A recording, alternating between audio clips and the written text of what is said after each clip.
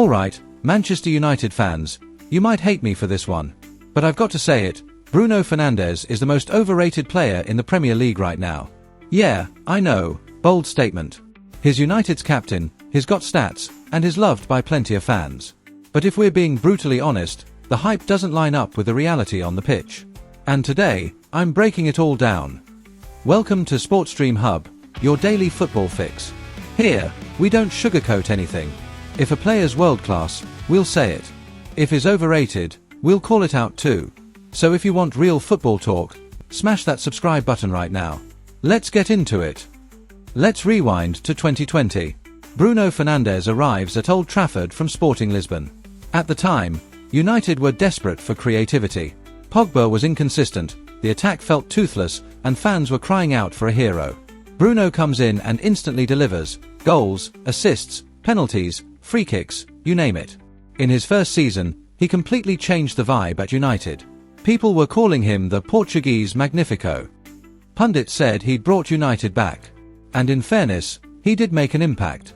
Without him, United might have finished way lower in the table. He became the main man, the poster boy, even before he properly settled in.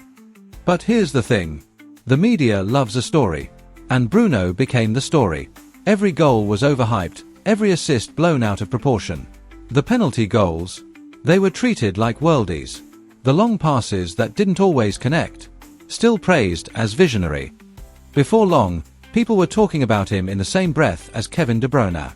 Some United fans even argued he was better than De Bruyne. That's when the problem started, the gap between the hype and the actual player. Let's talk weaknesses. Because every player has them, but with Bruno, they're often ignored. Possession waste. Bruno loses the ball constantly. In fact, he's one of the most wasteful midfielders in the league when it comes to keeping possession. He always looks for the Hollywood ball, but 9 times out of 10, it doesn't come off.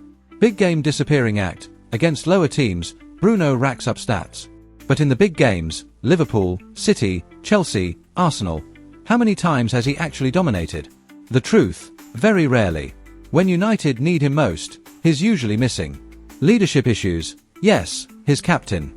But let's be honest, how often do you see him actually lead? Instead, we see sulking, constant arguing with referees, moaning at teammates. Leadership isn't about screaming when things go wrong, it's about inspiring your team when the pressure's on. And Bruno doesn't do that. Now here's where it gets controversial. Bruno's numbers look good, goals, assists, chance creation. But let's dig deeper. A huge chunk of his goals came from penalties. At one point, rival fans were calling United Penchester United. Bruno was the main reason for that nickname.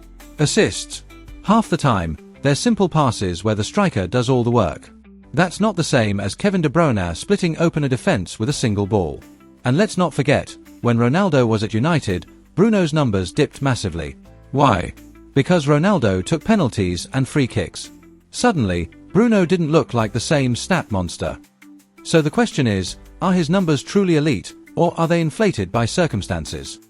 Let's line Bruno up against actual world-class midfielders. Kevin De Bruyne controls games, dictates tempo, delivers consistently against the best teams. He's a difference maker in finals, in title races, in Champions League nights. Bruno, he's never hit that level. Martin Odegaard quietly makes Arsenal tick. Leads with composure, dictates play, improves his teammates. Bruno leads with tantrums. Rodri doesn't get flashy stats, but his influence on City is massive. Without him, City look vulnerable. Without Bruno, United still look the same. That's the difference. Real world-class players elevate their teams. Bruno doesn't.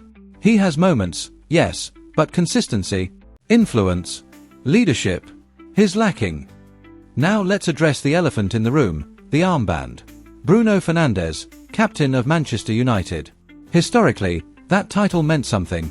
Think Roy Keane. Think Nemanja Vidic. Leaders who would drag their team through battles. But does Bruno fit that mold? Honestly, no. Captains lead by example, by raising standards, not by sulking or throwing their hands in the air. United giving Bruno the armband says more about the lack of leaders in the squad than it does about his actual leadership qualities. So why does Bruno still get away with it? Simple, moments. He delivers highlight reel goals, flashy assists, and enough good games sprinkled throughout the season to keep fans hooked. Plus, he plays with passion. Fans see the passion and confuse it with leadership. But passion isn't enough. You can shout and wave your arms all you want. If you're not consistently delivering, you're not world class. At best, Bruno is a good player in a bad team. But overrated? Absolutely.